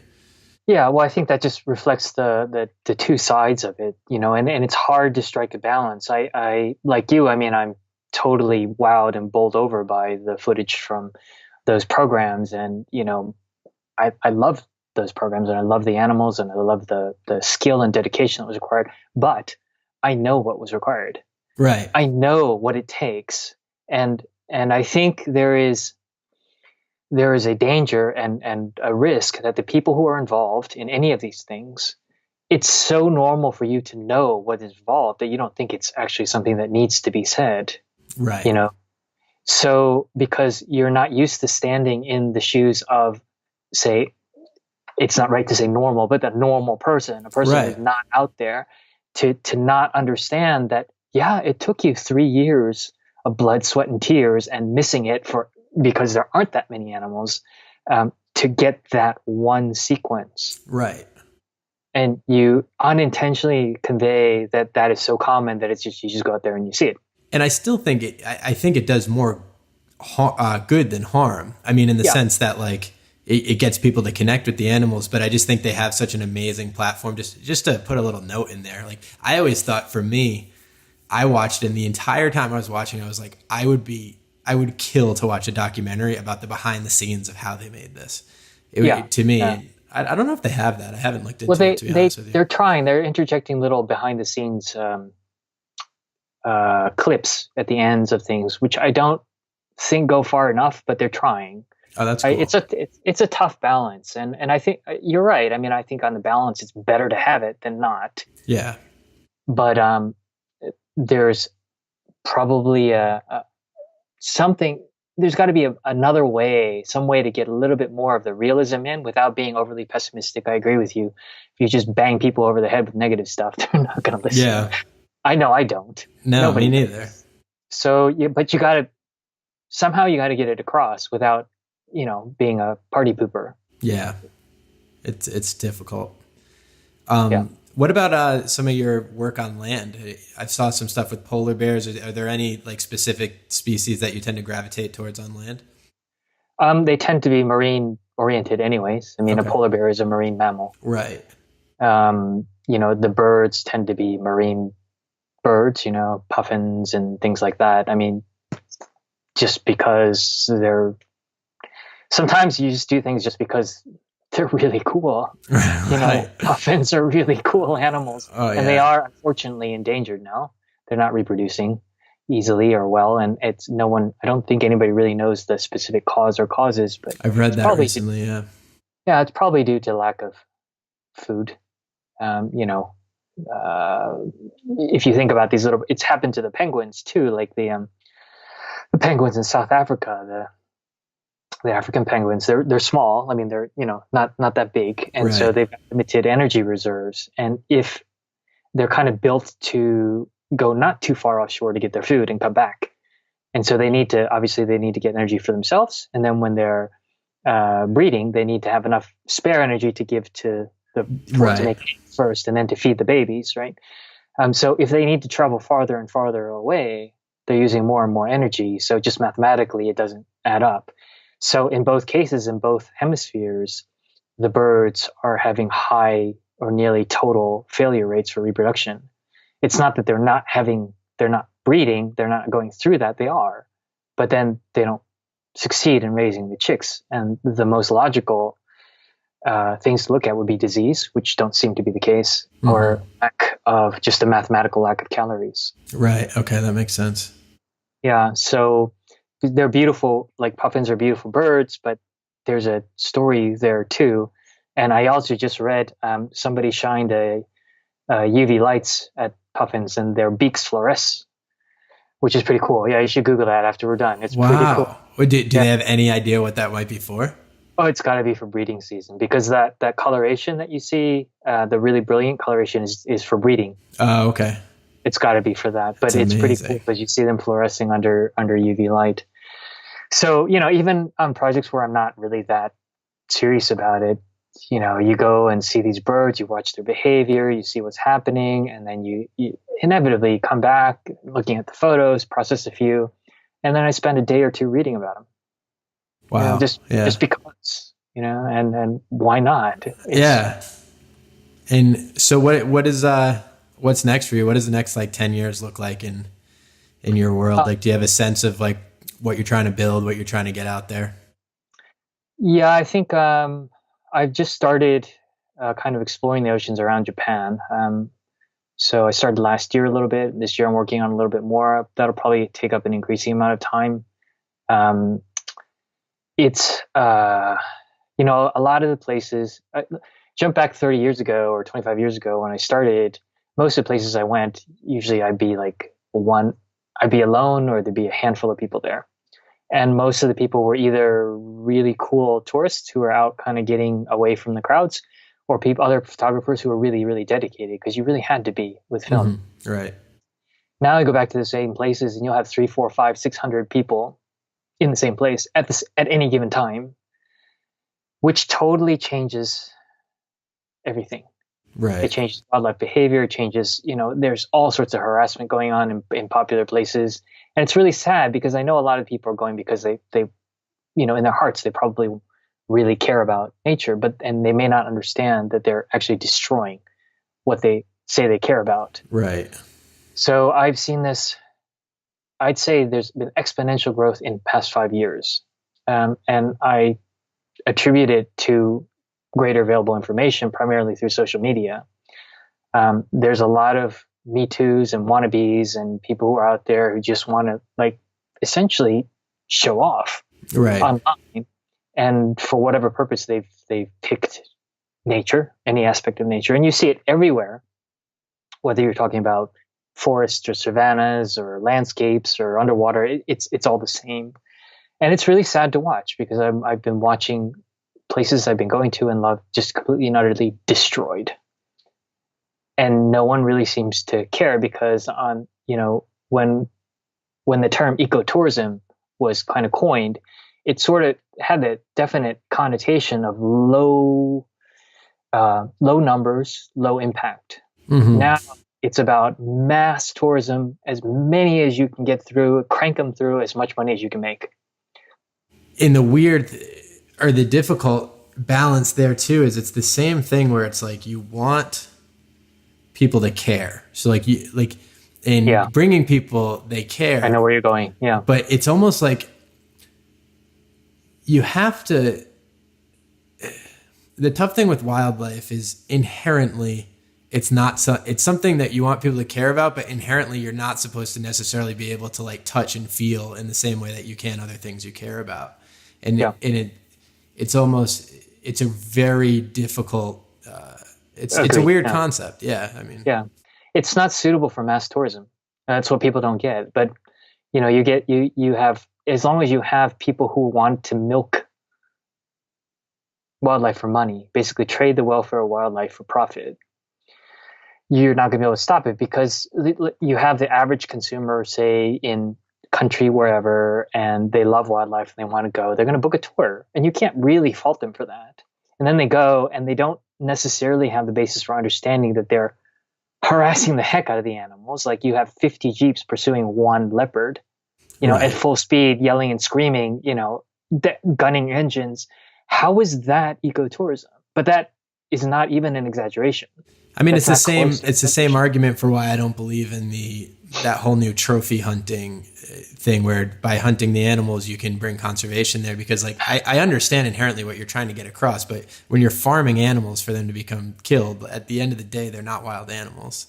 Yeah. And I mean, I can also agree, like morality wise and other types of things, why that's wrong. But I think inherently, like that's where the argument just falls flat for me. But. Yeah, it's tough. So, I've seen this happen and a lot of places have been destroyed, and it's really tough because if I want to sit there and observe animals, I can't.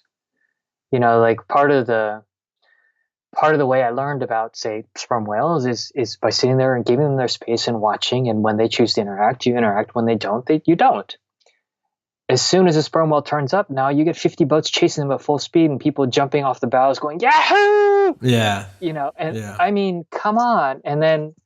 And then what people don't understand, and I don't think most of them necessarily care about, is that the animals need to breathe air just like we do. So when you chase them down like that, they don't breathe. Right. So it would be like saying, okay, you go run a marathon, but I'm going to put a plastic bag over your head so you can't breathe. Yeah. That's what the tourism market is doing. Yeah. So it makes me really sad because I sit there and watch, I get angry, I try to do things, and it never works because it's, one voice against 1,000. And everyone's just too busy posting to Facebook to care about anything else.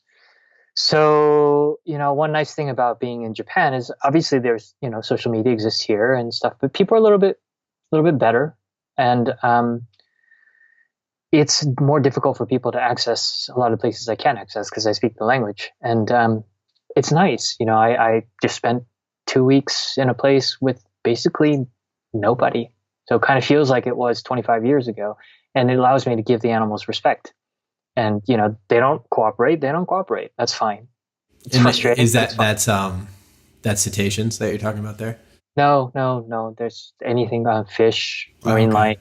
Yeah, but yeah. I mean, there's so many things in the ocean, and I just enjoy spending time with the animals. I pick cetaceans because people weren't doing it before. Mm-hmm. Now there's so many people who are chasing them, and I use that term intentionally, chasing them, that it's very hard, if almost impossible for me to work in many of the places that I used to.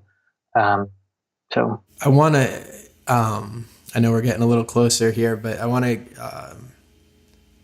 go one more granular thing that I just thought was so amazing, which was I'm not sure if it was sperm or humpback whales, that there was a mass gathering can you explain what goes on? Is it an annual thing where all of a sudden hundreds, if not thousands of these animals are getting together, and what it was like to see that? And were there other people there? Because I've never heard about that type of stuff before as well.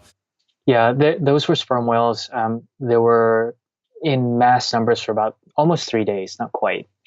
Um, in where I was, I mean, they were moving along, so it could have existed before and continued after. But in the window of time that I could see them was about 2.5 days.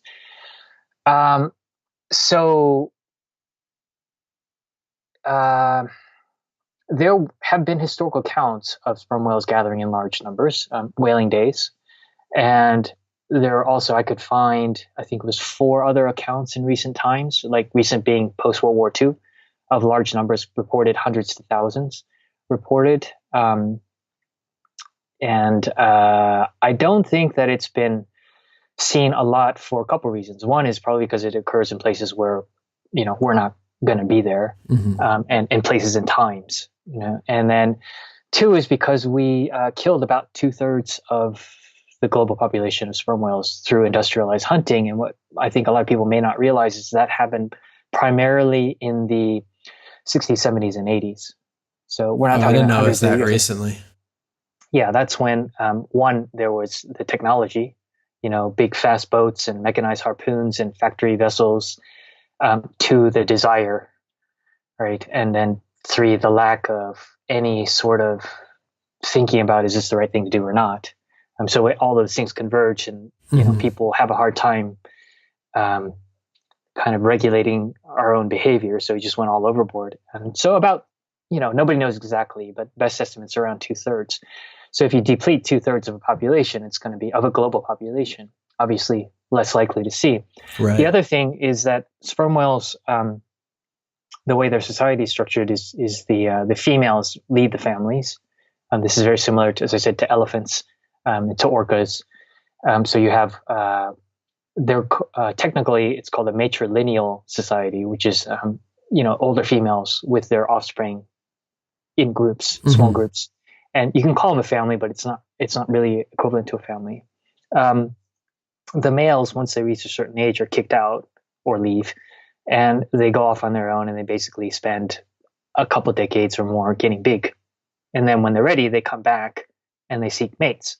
So basically you bifurcate the society, right? Males and then the females and the little ones. So when the males come back, they probably are going to, there's one of two reactions that I've seen. The big males, the females can hear them coming. I mean, we can hear them coming many kilometers away, probably 5 to 10 kilometers away. Wow. So they either run, they turn around and say, And it's like these high clicks. Is that what it is? They're these big bangs, like ringing a church bell. It's huge. Wow. That must be wild. Yeah, they're called clangs, and that sort of makes sense. But the females either turn around and run away, or they turn and go straight toward the male.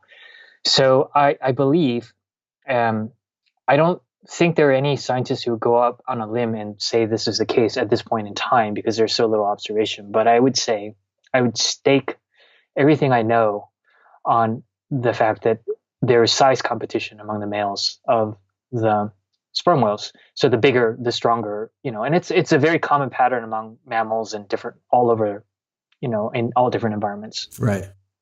And so that's where you get these humongous males. And in whaling times, obviously, if you had a chance to kill a 20+ meter male, you would do so preferentially over killing a 10-meter female, because the amount of oil in the head is going to be much larger for the amount of work of killing one whale.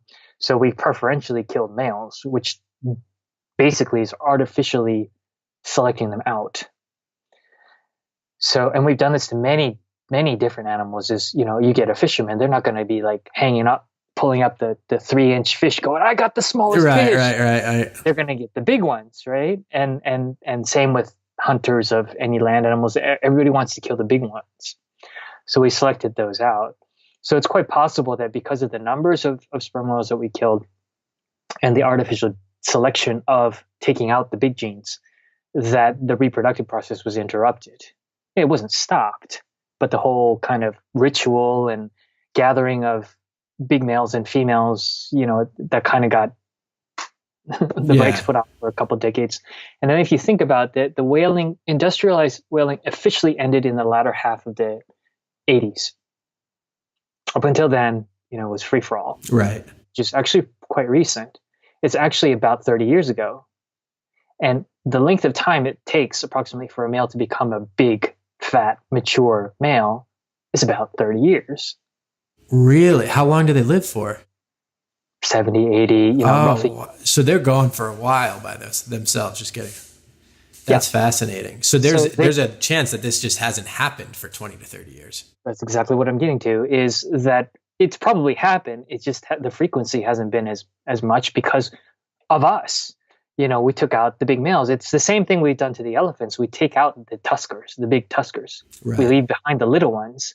So in a lot of populations, there aren't many or any tuskers left because we've taken them out. We took out that set of, those genes that were responsible for making the big, bulky bulls with the huge tusks in the elephants. Right. We did similar to the sperm whales. Now, my hope, to go positive, is, Yeah. it's that with time, the males are coming back. Most of the males that I've seen have been in the 15 to 17 meter range, which is not that big for a male. I mean, they're hefty, but they're not that big. So it might take some time for them to grow bigger, but also to get that kind of random mutations back that create the bigger monsters. Right. I have come across one that I am absolutely certain was more than 20 meters. Oh my God. It was this big. I thought it was a blue whale. It was huge. And it was very impressive. And so, they exist.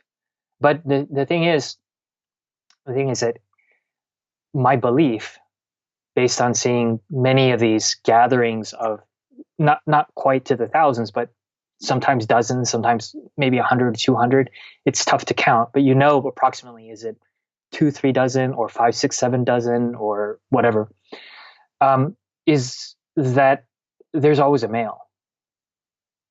A mature male. Right. So my belief is that those gatherings have something to do with the reproductive process.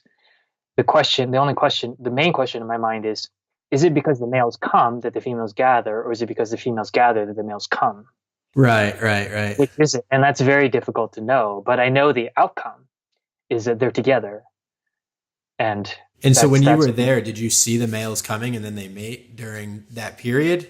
No, I'd been thinking this for many years, actually, because I'd seen them, in different places. And when I saw the first small groups, I immediately started looking for the males to see if I could find them, because I knew what I was looking for. This is what I mean by being prepared. Right. I knew what I was looking for. And every single time I was able to find them by sound and by sight. Wow. So you can hear them. So every single time, without exception. And the biggest gathering that I saw happened to also coincide with the 20 plus meter male. Could be coincidence, and in the world of science, and there's a saying that correlation does not mean causation, which I think is very, very important to keep in mind. But observation, one of the things about being a naturalist or sitting out there in the environment and watching things, is that you pick up on patterns. You're not creating the patterns, you're picking up on them because they give you clues that may or may not pan out to be true. What's similar to what you were saying, I heard you speaking in this talk about baby whales and how you're never going to hear a scientist say that they play with you, but they play with you. And it's just you're in the environment, so you know. What I thought was interesting is if the females go towards this sound of the males that are 2+ kilometers away, do you think there's a way that clang sounds different from the 20 meter male versus the 17? Yeah, that's very perceptive. Yes, I do. Absolutely. Because the size of the head varies as they get bigger, right? They get longer and they get wider. So if you think about sound, if you just produce a sound with a small bell versus a big one. Oh, that is so awesome. Oh my God. Right. That's such a cool thought. Yeah. Why sound? I mean, what we tend to forget, humans tend to forget, is because we rely on sight. So sight is the most important sense for us. If you had to eliminate all other sight you'd want to keep. In the water, sight has limited usefulness. Right. So what's most important is sound. So if you can look at something and distinguish between red and, yellow, it's because it's important to us. you may not be able to distinguish the fine differences of sound because it's not that important to us. But if it's the most important sense for you in the ocean, why wouldn't you be able to tell the difference between a 20-meter male and a 15-meter male? Right. That's should- really interesting. I actually Yeah, just and watched. Sorry, go ahead. Yeah. Oh, I was saying I just watched that documentary, Sonic's. I forget what it was, but it was all about the military boats that are causing all the disruption for the whales underwater. Yeah. Have you come across any of that, like in your work? I read Whale Wars or War of the Whales. Joshua Horowitz, I think is his name. He wrote about that, and it's a very good book. Yeah. I'll have to check it out. Yeah. If a whale can tell the subtle difference between a 17-meter male and a 20-meter male, imagine if all of a sudden a Navy ship's coming in and blasting the sonar under the water, how devastating that sound must be. Absolutely. There's no question that any sort of loud sounds that we make underwater are affecting the marine life, and not just whales necessarily, but definitely whales because they rely on it so much for communication. Have you ever come across the reports about what happened after 9/11 so shipping traffic makes a lot of noise, right? And the North Atlantic is, a large corridor for shipping traffic. And there's been a lot of discussion over the years of how that might affect marine mammals. Like you and I can hear each other right now, but if all of a sudden I had like 100 people in here talking at random, the white noise would make it very difficult for us to understand each other. Right. So the same thing is the ship's making random noise at the same low frequencies that the whales are using to communicate may interfere with it, but it's very difficult to test. So when 9/11 happened, there was a big natural experiment that happened because all shipping traffic stopped. And the monitoring networks were able to listen in. And there were some very clever studies done of how far sounds that were being made by humpback whales were being picked up by other whales by watching their behavior. And it was really far away. I won't quote exact numbers because I don't remember the exact numbers, but they make you go, whoa. Wow. So is the implication that we've cut off communication? Yes. Wow. So we are cutting it off. I mean, especially for animals that are such dependent on their social structure, that must be a very lonely existence if you can't be connecting with everybody. Well, it makes it difficult to communicate. And, again, to go back to human society, if you made it very difficult for people to communicate, it would make things very inefficient and frustrating at times. So you can see how that would happen. And it's not just humpbacks, we've done that too. The two cetaceans certainly use sound for hunting and for communicating and for family relationship building and, all of this stuff. The blue whales are able to talk to each other, and the blues and the similar ones are able to talk to each other over many, many, many kilometers. In fact, if you should read, or if you get a chance, you should read this book. I think it's Whale Wars or War of the Whales. But yeah, I'll check it out for sure. But one of the things that's has been known for a long time is the low frequency networks that we use to communicate underwater. This is particularly military SOSUS networks. Those we figured out by listening or understanding what the blue whales do. Is they basically use a channel deep in the water where you've got between the thermocline, the temperature gradients, and the halicline, the salt gradients. It creates a channel. So when they use very low frequencies, the low frequencies are very long wavelengths, right, which get interrupted very easily, but they can go a very long way if they're not interrupted. So the thermocline and halicline basically create channels where the blue whales can broadcast, and the wavelengths just travel really far. Wow. So literally whales around the world can keep in touch with each other. It's mind-blowing. But now we've used those same channels for all of our communication. So you can see where that could run into some issues. And there's very little doubt in my mind that we've interrupted their communications. But again, it's very difficult to prove 100%. So when in the 9/11 thing, did they, I know they tested like the distance that it went, but did they notice a difference in behavior? Yeah, they could see the responses in the behavior. Oh, wow. Yeah. That's really so sad. I'm sure if you Googled, you could find papers and on it. But yeah, that was the biggest natural experiment done. Oh my God. Yeah. I don't know. It's unfortunate on a few different levels. Yeah. But it's very interesting to read and very interesting to know. Yeah, definitely. So I know we're getting close on time here. If there was one departing message that you could leave that kind of summarized what you care about or the work that you're looking to do or the message that you're hoping will inspire folks, what would that be? I would just say do whatever you can to change your little part of the world wherever you are. Because as you alluded to before, there's some issues that, they're so big that it's very difficult to see how you can do anything, and it can be very discouraging. But if you concentrate on things that are close to you in proximity or in what you care about, you can make a change. And I have seen a lot of positive changes. I've been a part of positive changes, and you're not going to make the news. That's okay. It doesn't matter. All that really matters is the changes happen. And, if your friends know about it, that's great. If they don't worry about it. Why should you need, affirmation from anybody as long as you're doing what you believe is right. I think that's amazing. And I agree with you. And thank you so much for taking the time to be here. That was my pleasure. I mean, I love your work, and that Thanks. Conversation was absolutely fascinating. And to be honest with you, my biggest dream since I was 12 years old has always been to swim with a whale, and I haven't done it yet. So hearing about it was really exciting and encouraging. And I promise when I do it, I won't be chasing them and jumping off the boat and screaming. Good. But thank you so much again. I really appreciate it. Okay. Thanks, Daniel. Thank you. Appreciate it. Thank you so much for listening. I honestly cannot express how much I appreciate you taking the time.